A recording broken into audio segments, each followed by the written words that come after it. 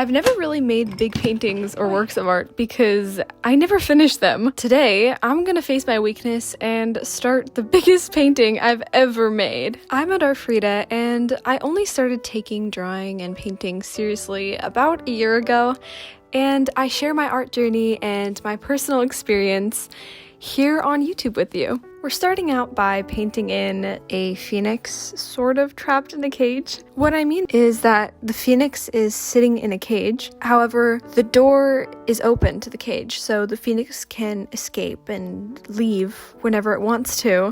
However, it is choosing to stay inside the cage. A big challenge for me during this stage of the painting was trying to get a smooth gradient on the walls and in the sky through the window, and it really wasn't working. I'm not entirely sure why. I tried different techniques. I was struggling, honestly, and it was getting frustrating. So if you have any tips on how to get like a smoother gradient when painting with watercolors, leave me a comment below. That would be super helpful. In this moment, I remember feeling really overwhelmed looking at my sketch for this painting.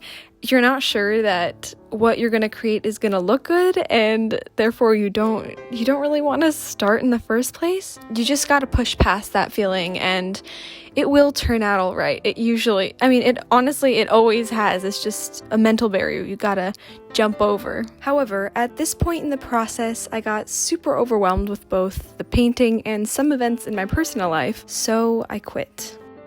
3 weeks later. It's been so long since I've worked on this painting that I've even stuck it in a bin.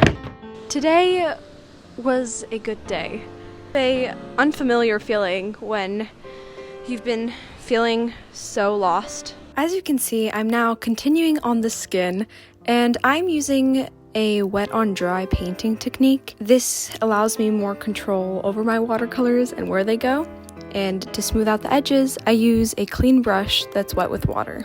The challenge with watercolors is not painting an area too dark in the wrong spot. If you go too dark in an area that's supposed to be highlighted, then that's it. You can't really go back, can you, once the paint has dried? I made the mistake of going a little too dark on the girl's right arm. What is it that keeps you from giving up when you start a project? I have a windy nature, so staying consistent and seeing my ideas through into finished artwork doesn't really come naturally to me. 4 to 6 weeks later. Although the painting process was going smoothly, my weakness in staying consistent was showing to be the biggest challenge of creating this painting. What if you see like I'm sitting right now, in front of a whole ocean of possibilities, but what if you just don't care anymore? You have a whole list of all those wonderful ideas, but a little voice in your head says, yeah, how can you do that? And it's so hard to break out of that. You want more out of life, don't you? 6 months later.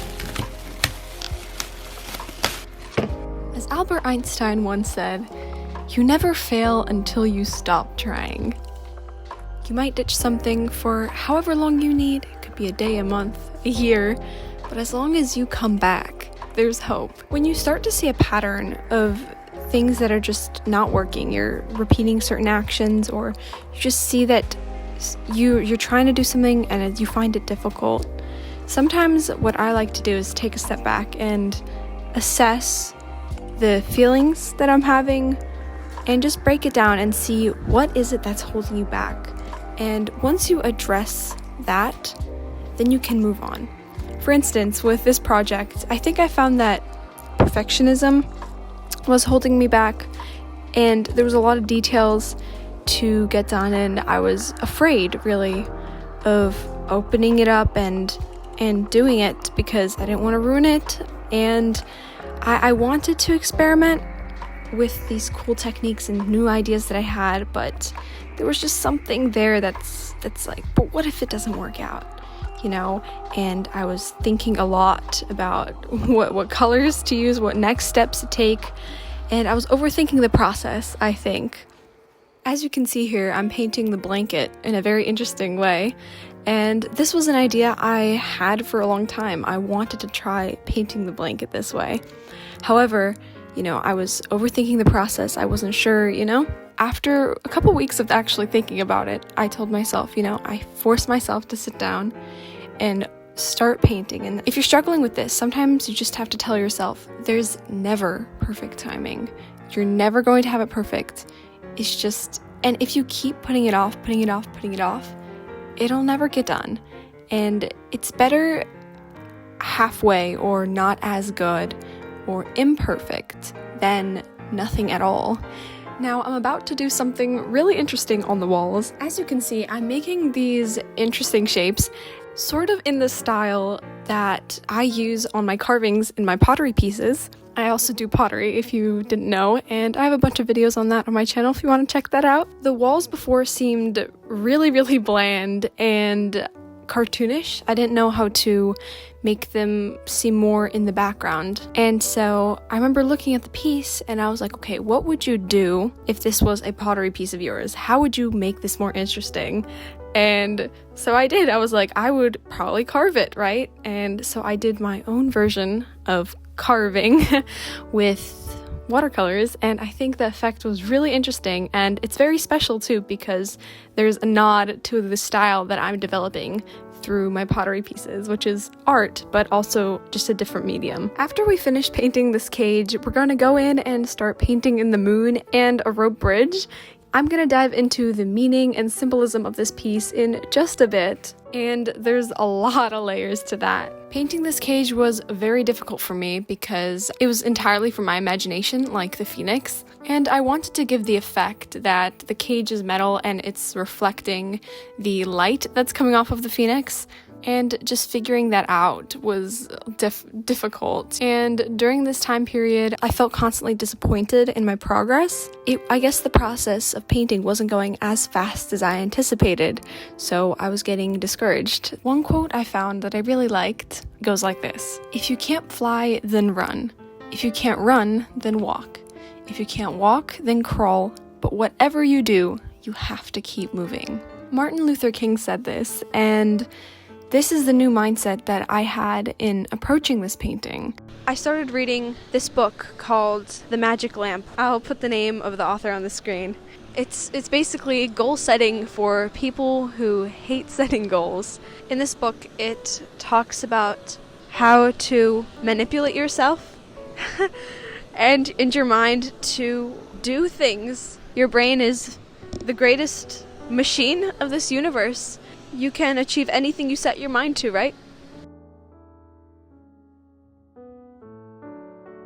I read an interesting fact recently. How is it that elephants, who are one of the most biggest and strongest creatures on the earth, can be tied up and controlled? There's a method that elephant trainers used called elephant chaining.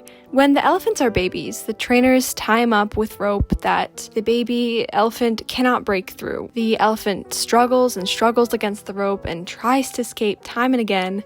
However, the elephant keeps on failing, and eventually the elephant stops even trying to escape because they can't, right? Now, as they grow to full size, the elephants are still tied with the exact same flimsy rope as they were tied when they were babies. And even though the elephant, now that it's full grown, can easily break away from these ropes now, the elephant still doesn't even try, when now the elephant grew so much that it could break away. It remembers how it tried once and it failed. Because of this rope, no matter how flimsy it may be, will keep the elephant captured forever. This piece is a representation of the emotions I was experiencing during this period of my life, as well as challenging myself to my limits to start and finish the biggest painting I ever made. So often in life, we don't take the opportunities that life presents us out of fear. We feel constrained with our supposed lack of knowledge and experience, letting our doubts weigh us down. But sometimes all it takes is to open your eyes and take notice that the cage we thought we were in was actually open all along. And yeah, maybe the bridge ahead of us is shaky and full of uncertainty, but all it takes is to keep moving, and perhaps you might reach the moon. Today was a good day. This morning, I woke up, and I felt hope. There's an ocean's worth of opportunity before me, and I can do anything I set my mind to. And so can you.